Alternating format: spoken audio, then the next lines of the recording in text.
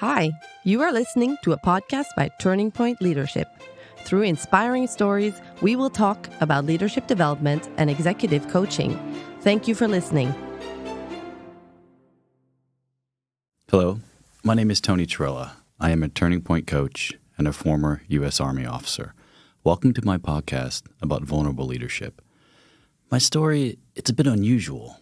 As a young man, I pursued and found certainty as a military officer. My life started in seeking a rigid lifestyle for my own stability that led to over 2 decades of service all over the world. During that journey, I experienced adventure, living in different countries, the traumas of war, healing through vulnerability, and then creating spaces for others as a coach. Now, people generally don't expect a former Army officer to talk about vulnerability. And because of that expectation, I'd love to share how a slow evolution towards accepting vulnerability has shaped my world. Now, I define vulnerable leadership as being open to share when life, both personal and professional, is challenging, by sharing emotions, reflections, and my struggles. My perspectives are influenced by Brene Brown's work on vulnerability. Today, I'll first share my original perspective about vulnerability as an Army officer and how that evolved during and after my service in 3 chapters. First, I will share with you how I started to see the power that vulnerability could have before going into my path into coaching and becoming confident in my vulnerability. I will then share some of the benefits of vulnerability before concluding with some standout phrases by Brene Brown that deeply inspire me.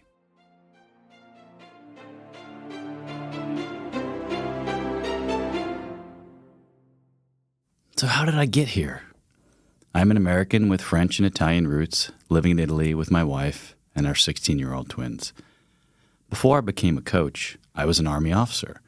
Serving in the Army took my family and me all over the world: Australia, Italy, Germany, other NATO nations, South Korea, and the United States. As a soldier, I had led and followed in small and large organizations during routine operations, normal office work, and high-stress, high-stakes situations in South Korea and Iraq. During 2 year-long deployments to Iraq in 2003 and again in 2008, I experienced the traumas of war and the difficulties of recovering from them, physically and emotionally. And as I reflect on those years of demanding service, vulnerability was not part of my story. In fact, the institutional norms did not encourage or celebrate vulnerability. It was quite the opposite, an aggressive stoicism that always led me to accept these perspectives. When I was asked to jump, I always replied, "How high?" I always said yes to missions, regardless of the impact to me and my family. I was always ready to add one more thing to my backpack, regardless of the weight. That was the norm. I thought vulnerability was a sign of weakness and a lack of strength. I noticed a small shift as I became a major after about 12 years of service, and I attribute that to my first exposure to 360 assessments. Using 360 to see what others could see about me, it planted a seed. I slowly, ever so slowly, started to share more with my peers about failures and successes. However, that sharing rarely occurred with my followers and supervisors. I still had to pretend and project false strength. It was only when I started to consider how I would step away from the Army did I fully experience a shift.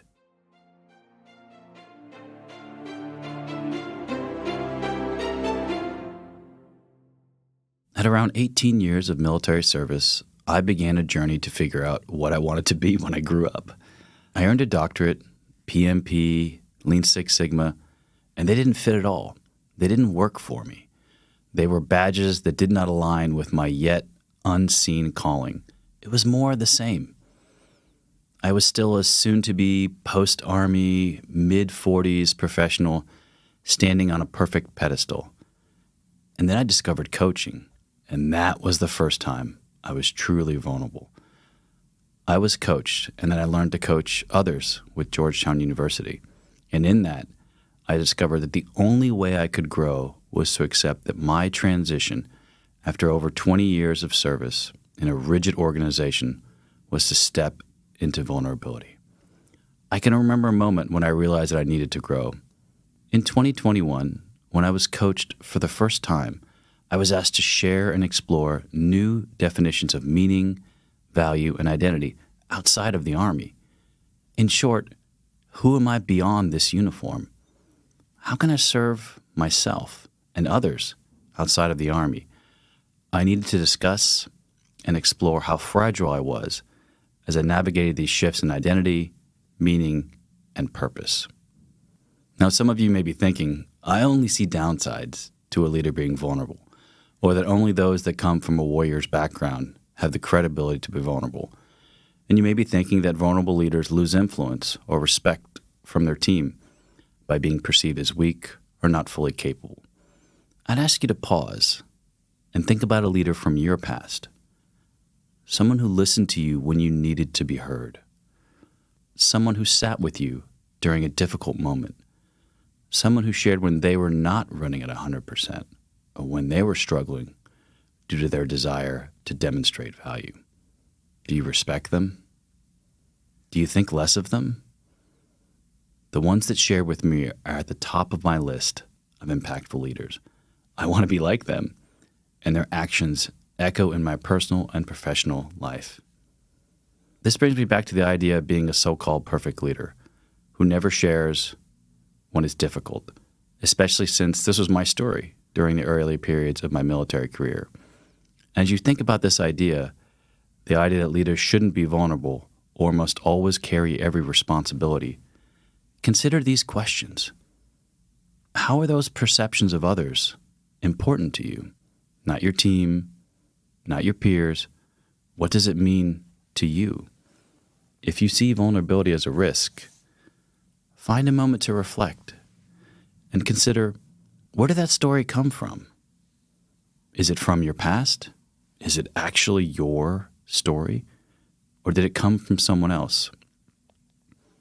Did you ever make a deliberate choice to accept these definitions of vulnerability in your life? When I asked myself these questions, I recognized these were old stories from well over 20 years ago and it didn't fit anymore. I was carrying these definitions that I accepted pretty much blindly in my early 20s. They did not acknowledge how I had grown, what I needed, and how I had changed. I wasn't a 23-year-old lieutenant anymore who needed and craved structure and stability. I was a different leader who wanted to step into the areas in between.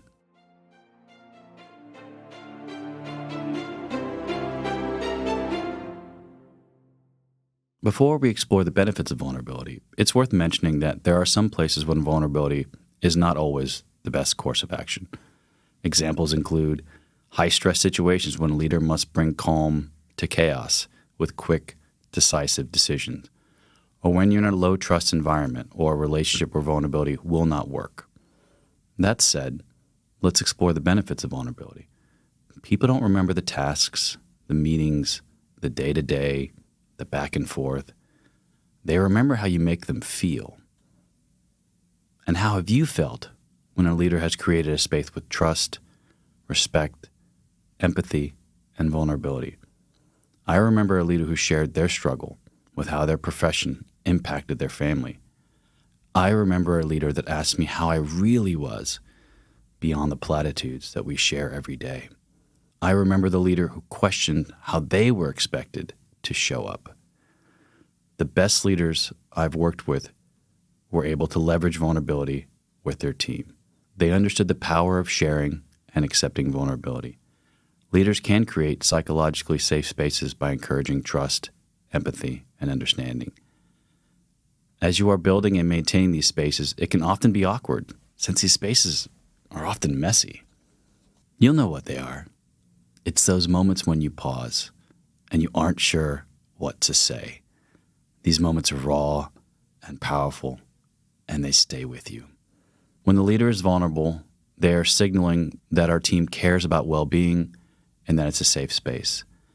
It's like pulling back the curtains in a dark, dusty room and then opening the window, letting the light in and letting others see and feel what is unsaid. It connects all of us. And here at this point, I'm reminded of my children who will soon step into the adult world. I want to model vulnerability for junior leaders on my team and for their future leaders, since we will all be out of the workforce in a few decades. I want young adults to be led by leaders that acknowledge their imperfections and demonstrate vulnerability. As a coach, I've worked with many younger and mid-level professionals who have found and felt the power of vulnerability. While the stories and careers of our clients are different, vulnerability is essential to growth and connection.